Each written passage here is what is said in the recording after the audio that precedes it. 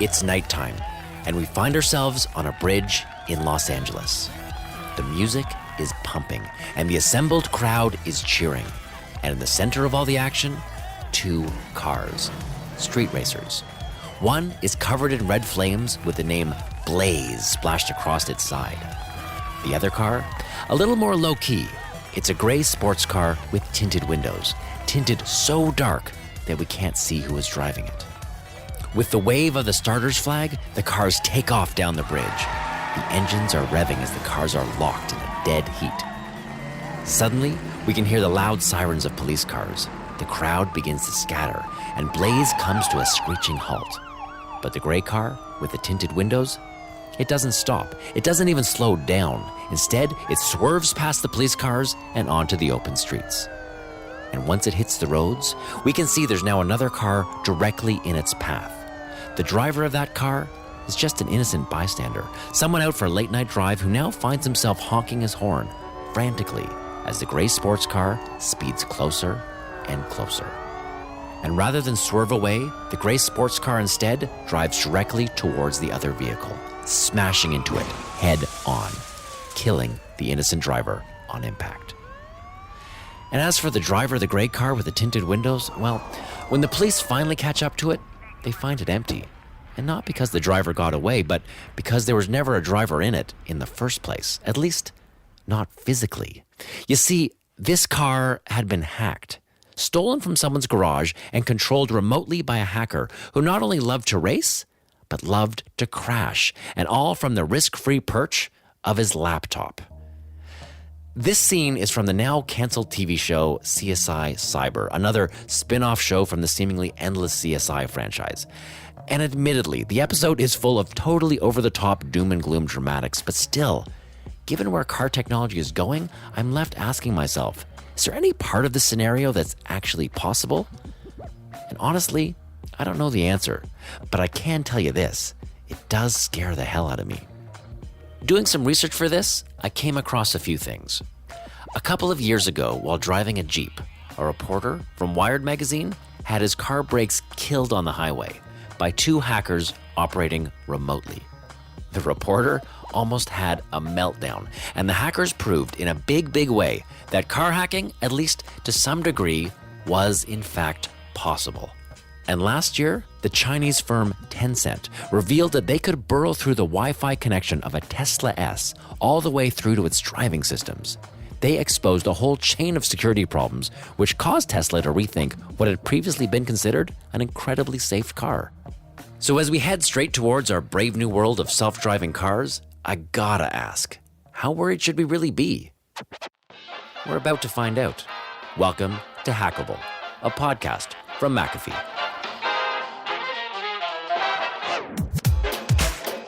This computer is on the job around the clock in case of attack. Their principal target is you. The design is complete, but will it work? Shake hands with danger. I'm Jeff Siskin, and I'm here with Bruce Snell, the Cybersecurity and Privacy Director for McAfee. And Bruce, in a few minutes, we're going to attempt a live car hacking demonstration, which I have to admit I'm totally terrified of. But before we do that, I got a couple questions for you. Sure. I don't know if you've seen it, but there's an episode from the CSI franchise, CSI Cyber, which I'll be honest with you, I didn't even know existed before we started to do research for the show, where a hacker named Smokescreen is able to take over cars and drive them completely remotely. Like he's able to see out of the front window and the back window. Nice. My question to you, my friend, how crazy an idea is that? Let's ignore the obvious fact that I don't think Mr. Smokescreen could probably see out the windows. Yes. Okay. So no visual. No visual. And there have been some hacks against automotive, against cars, and we have to really start thinking about cars as basically large computers. I'm a little bit of a hobbyist, so I have a 1965 Mustang. And then Very nice. For a while, I had a 2006 Mustang, right? And working on those two cars was completely different, right? So for the 1965, you go in and you tinker around all day and you physically manipulate things. But for the 2006, there's a little port underneath that they use to check and see what the engine diagnostics is saying. You can very easily plug into that little port and actually overwrite the programming on the car. So I'm now retiring my 10-year-old Honda Accord, which is, the ultimate family car. Yeah. And I've upgraded it to even more of a family car. I just bought myself the Subaru Forester. Oh, fantastic. Very, very practical. But also, for a mid-range car, it has all these super cool things. It if you're swerving out of the lane, it can readjust you. It can apparently stop you from hitting things going forward or backwards at slow speeds.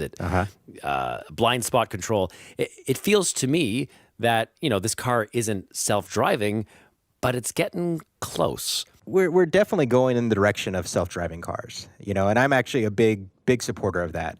I think it'll, most people probably could be improved. Their driving habits could probably be improved by a computer. I don't know what you're talking about. I have no idea. I'm not casting aspersions on your driving habits or anything. I think it's something that we're going to see very soon. So the self-driving car is definitely coming, but we also have to make sure that we're keeping an eye on the security aspects of that. So smokescreen can't go and invade your car and be crashing it through garage doors and running people over, anything like that. Just for the record, I'm totally with you on self-driving cars. I think the robots can definitely do it better than me. And when I think back to it, to me, the first self-driving car, the one that really captured my imagination, was from the 80s show Knight Rider. And I can see that you're smiling. That I can see you might be similar to the same vintage that I am. The Knight Industries 2000. The Knight Industries 2000. For people that don't know Knight Rider, David Hasselhoff's breakthrough role, where he played a sort of mysterious operator who fought bad guys with the help of his talking car, Kit. Our story producer, David Swanson, recently had the chance to talk to the voice of Kit, actor William Daniels. And if you don't know William Daniels, not only was he the voice of Kit, but he was in many other roles. He was Dustin Hoffman's dad in the movie The Graduate. He was the mean Dr. Craig in the long-running TV show St. Elsewhere. He more recently played Mr. Feeney in Boy Meets World. He got to speak to William Daniels over the phone from his home in Los Angeles, and I want to play you a little bit of that now. So how did you get the role of Kit 2000? And the producer called me and said, "Listen, Bill, I'm going to New York to pitch a show to the sponsors, and I wonder if you'd come over and read a little copy. It's only a few pages, and I can take it to them in New York." And I said, "Sure." So I went over, and he handed me these pages. And I looked at it. And I looked at him, and I said, "This is the voice of a car?" And he said, "Yes." Uh-huh. Okay. So I started, and he said, "Listen, could you make it like a robot?" I said, "No." Mm-mm. And I kept reading in a little bit more. He said, "How about that voice of Ma?" I said, "Would you just let me read it, please?" We did it, and I forgot about it because I thought it was pretty silly to have a talking car.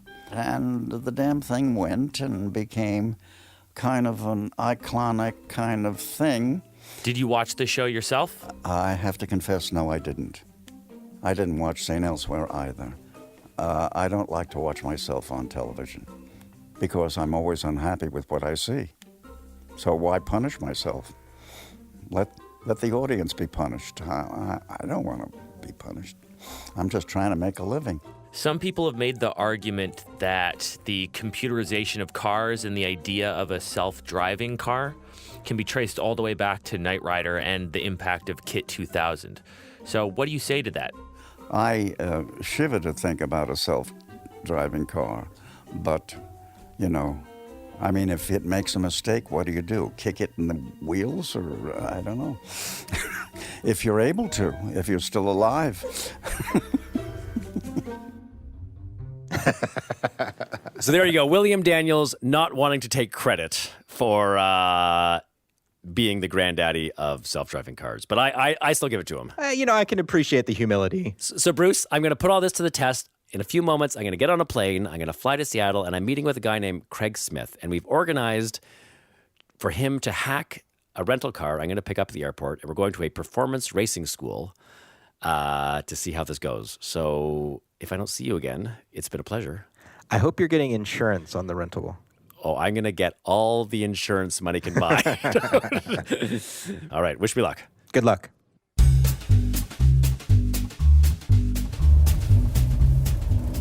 It's around 10 o'clock in the morning. I flew into Seattle late last night. I picked up a rental car at the airport, and I'm in that same rental car right now on my way to Craig Smith's hacker garage. Craig Smith is a hacker, and he's the guy who has literally written the book on car hacking, the Car Hacker's Handbook. And what Craig has promised to demo to me today is how to hack a car. And there have been car hacking demos done in the past, but most of the times these really big, spectacular hacks were done with specific makes and models of cars that the hackers involved had already sort of spec'd out, so they were ready and able to make them do all sorts of crazy things. What we're going to try today is a little bit different. We want to see how hackable an average car is, a car that I've chosen at random out of the car rental lot at the airport. And to make it even more average, the way we're going to hack it is through the Diagnostic Port, which I'll cop to not totally understanding. But I'm told that most cars made within the last 20 years or so have one of these things. So what we're going to try today isn't just applicable on the fanciest of the fancy. It's something that could potentially be done to any car. All of which would be great if I can actually find this place, which is my next job.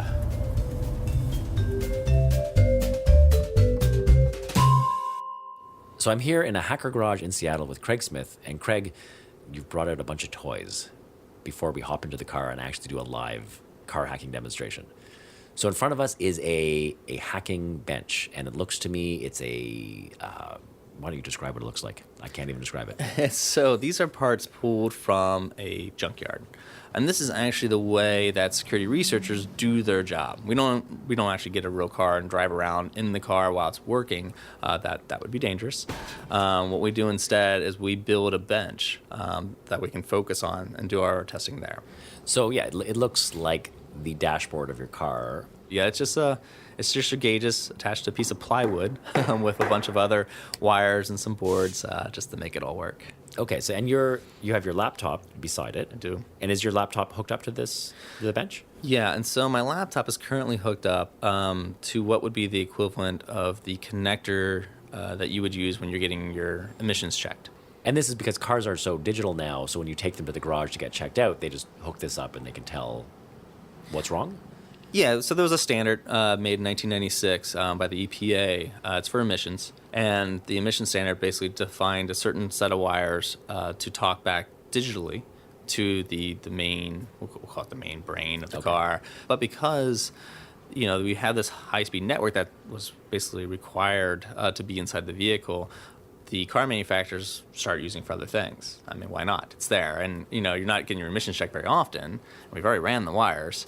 And so this is where you get this really interesting piece where you can then connect to these wires that were originally just meant for emissions and control all kinds of things. Well, let's see what you can do.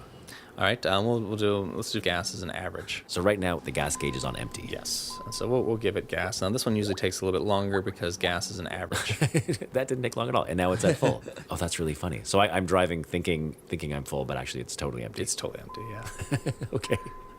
Yeah, we can do RPMs too. Now, RPMs, you'll see it'll be more sporadic. So okay. So the RPM was at 0. Yes, and now we'll max it out. This particular signal in certain one of these cars will actually cause the engine to rev. You would physically hear it revving. So this would actually be revving the engine that high? Yes. Oh, that would be so scary. Yeah, every car is different, but this particular car, it would be revving my engine.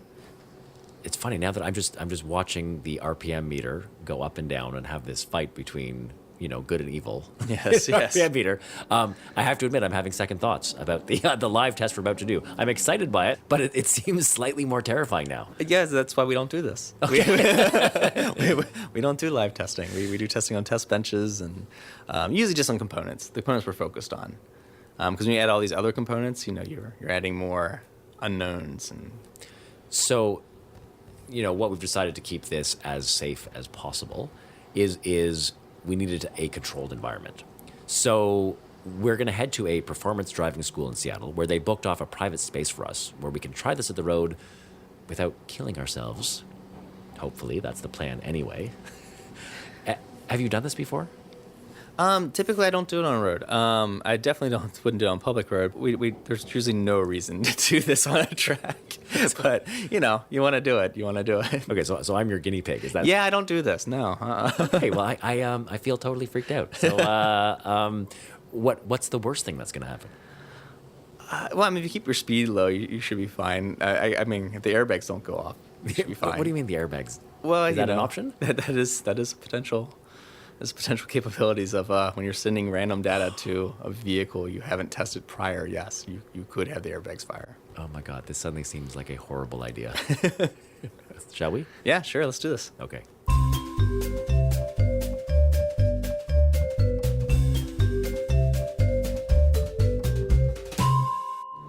Explain to me what we're going to be doing.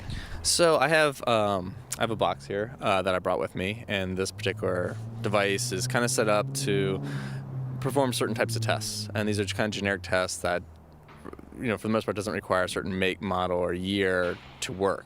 It could potentially do nothing, or it could do something really crazy. We won't know until we try it. I'm going to take a look at your car first and just see where all the connections are, all that good stuff. Okay, so you are under the steering wheel and you're hooking it in. Is that where they would hook in, or the garage would hook in that cable to test things? Yeah, if they wanted to see why your engine light was on, or if you're doing emissions testing, that's the diagnostic port. Yep. All right. So I have a couple of things here. Here's the box you're going to have. This little black box. The way this switch is designed, if you have this switch up and say the airbags do deploy, it should hit the top of the switch and causing it to turn back off. That doesn't help. That's the safety. That's the best you get. So, okay. You want to hop in? We'll do some just initial tests. Not really. Okay, so what am I doing here? Just start it on? Mm-hmm. So we're going to do a test with the car not moving, just to kind of see how it reacts, because that would be the safest thing to do. And so we're going to go ahead and see. We're going to look at the dashboard. That's where I think we'll see something. Whoa, my screen is just doing funky things. Yeah, it looks like the car's shut down now. So it took a couple seconds. You saw the instrument cluster start acting up.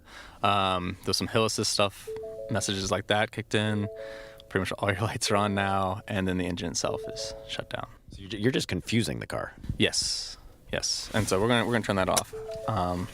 So just from those initial tests, it looks like I think it will definitely cause some issues. Airbags didn't go off, so bonus. so that could have happened just now? Yeah. Thanks for the heads up, by the way. Yeah, it was more funny if you didn't know.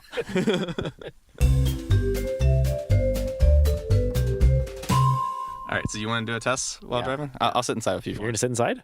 It's up to you. Yeah, sure. That means if the airbags are going off. So I'm putting on my seatbelt. Yeah, that's good. Okay, I'm slowly going forward. Oh, man. All right, so on the straightaway, we'll try it. So you ready? Sure.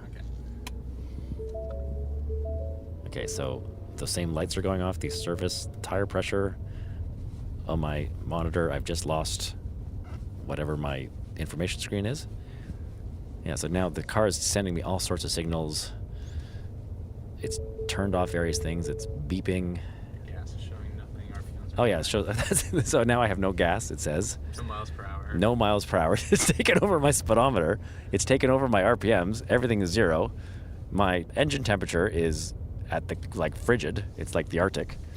It's pretty good. It's handling it fairly well. It seems like mostly the electronics in this particular car is what's being affected. So yeah, I mean you're kind of driving blind with no speedometer and everything, but physically the car seems to be functioning okay. Yeah. So is this the max of how you could take over a car like this, you think? No, this is just a very blind way of just kind of seeing if you took one particular bus, the one used for your emissions checks, and you basically took that out of the vehicle or confused that particular bus, how would the car react? Now it's so interesting.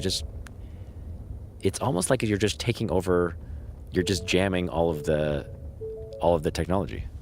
Yeah, and again, it varies on the car as to what you end up jamming. In this particular case, it's mainly seems like the instrument cluster, some of the more high-tech pieces is what's getting jammed. Okay, well, so far I have to admit this doesn't feel as bad as I thought it would. Good. I had these visions of going home with a broken nose and being steered off the road.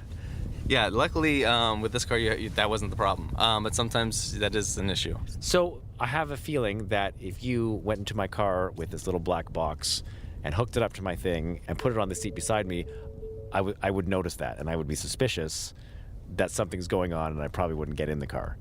But is there any sort of real life thing that this would emulate? Would this actually be a threat, or? This particular box, no. But as an attacker, you could put a device that isn't as long as this inside the vehicle. You could attach it to where you wouldn't even notice it underneath the dash. Like, for instance, if your steering column has the ability to do like lane assist, that means the computer can control the steering wheel. And that's a very powerful motor that controls turning the steering wheel left and right. And so if I can fake those signals and control the steering for you, it would be really hard for you as a human to correct it. And could you control this remotely? So you would actually have timing control as to when these things happen? You could plug something in that would give you cellular capabilities. That's something that would work. It wouldn't necessarily be all that great for video, but it would allow you to kind of send signals while being anywhere in the world. So thank you for not making that a completely terrifying ride. Good. I'm glad nothing really bad happened. I appreciate your caution. Craig, thank you very much. All right, thank you.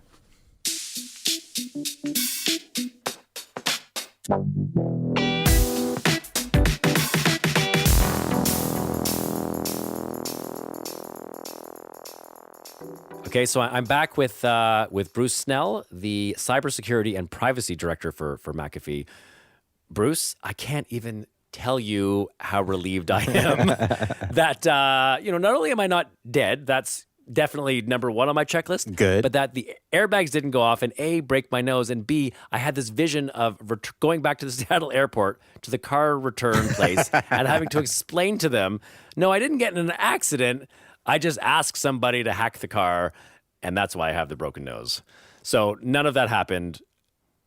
I can't count my lucky stars. Well, no, that's good. You're lucky. You're lucky. So, I'm a little less afraid because it seems that if a guy was there in my passenger seat with a box attached to my car, I'm probably going to notice him. So I now feel like I'm putting that away. But, I do know that there's some other, monkey business. My question to you is, what are the things that we can do to protect ourselves so that car hacking doesn't happen? Is there anything? And so it really does come down to the manufacturers having to make sure that they're using secure programming methods. If we think back to the Jeep hack that happened, what was that, 2 years ago, that was taking advantage of a software vulnerability in the infotainment system, right, and the software there, and they used that to jump over into the car's control systems. So a lot of this is down to, connectivity, making sure that if you don't need to connect something, you don't connect it. Like physically connected or connected online or both? Both, right? So, Okay. I mean, for one, obviously I'm I don't know if I want to use the term technologist, but I enjoy technology.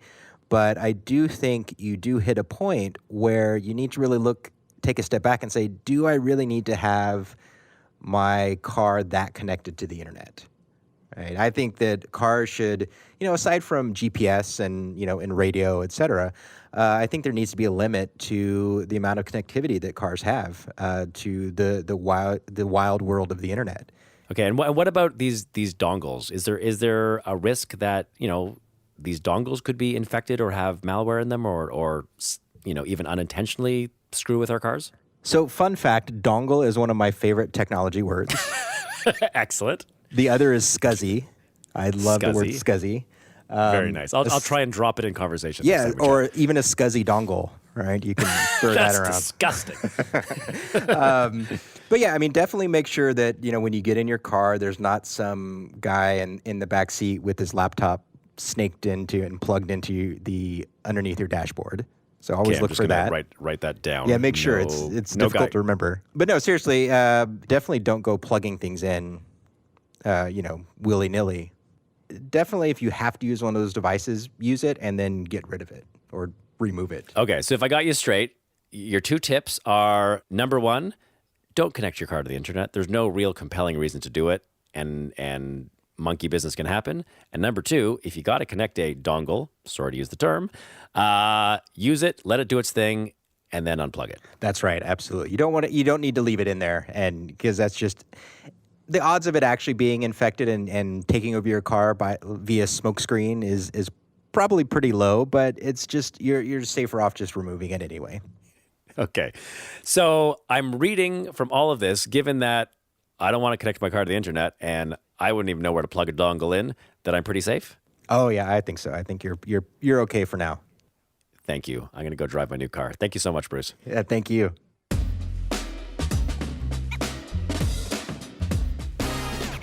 I'm Jeff Siskind, and you've been listening to Hackable, an original podcast from McAfee. You can, that didn't sound right. Hold on, let me just see if my car can do a better job of this. Kit, sign off for us. This is Kit 2000, and you've been listening to Hackable. That's great, but it's actually Hackable with a question mark at the end. Can you try something like that? Hackable? Yeah. No, I can't. I'm sorry. Okay, all good then. If you like the show and you want to hear more, please subscribe to us on Apple Podcasts or wherever you get your podcasts from. And for those of you too young to remember Knight Rider and you want to know what Kit looks like, well, visit us at hackablepodcast.com. Not only will you get to see a photo of Kit, aka the coolest car in the world, but you'll also get exclusive behind-the-scenes info about car hacking not shared in the podcast. That's hackablepodcast.com. Thanks for listening. Okay, take care. Thanks. You too, Kit.